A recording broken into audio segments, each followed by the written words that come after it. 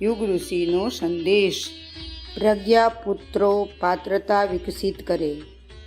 જે કામ કરવાની જવાબદારી મહાકાળે વરિષ્ઠ પ્રજ્ઞાપુત્રોના ખભે નાખી છે એ કામ કરવું જોઈએ।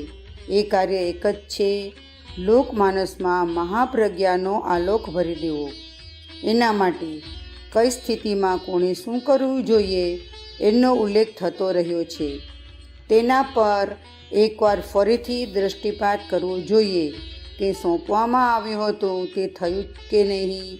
થયું તો એટલું ઓછું તો નથી જે તપતી ધરતીને મુસળધાર વરસનારા મહામેઘની ગરીમાંથી ઓછું પડે। સમયની માંગ મોટી છે, તેના માટે છીછરી પૂજાથી કામ ન ચાલી શકે।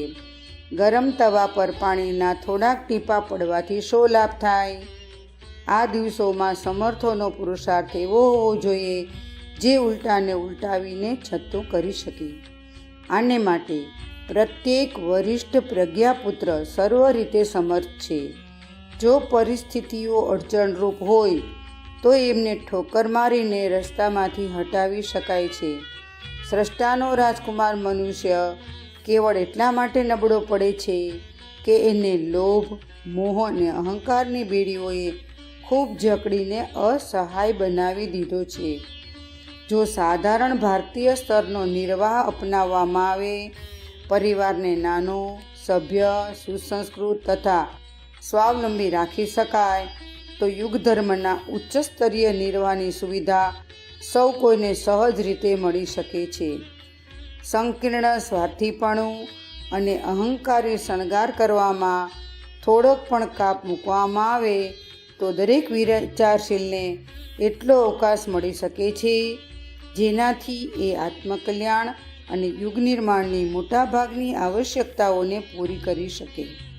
એક યા બીજી રીતે આ કોલસાને બહુમૂલ્ય હીરો બનાવવાનો કાયાકલ્પ છે। આજે તે સ્વેચ્છાપૂર્વક કરી શકાય છે।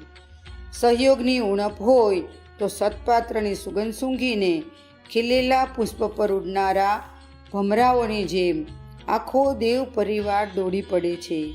મેં માત્ર મારી પાત્રતા વધારવા માટે અથાગ પ્રયાસ કર્યા છે અને સાચા અધ્યાત્મનો સાચો આધાર લેવાથી શું મળે છે તે જાણ્યું છે।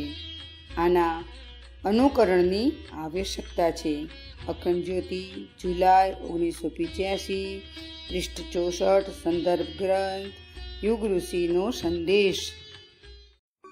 શાંતિકુંજ વિડિયો ગુજરાતી યુટ્યુબ ચેનલને સબસ્ક્રાઈબ કરો તથા બાકીના વિડિયોઝનો લાભ લેવા માટે બેલ આઇકન જરૂર દબાવો। ધન્યવાદ।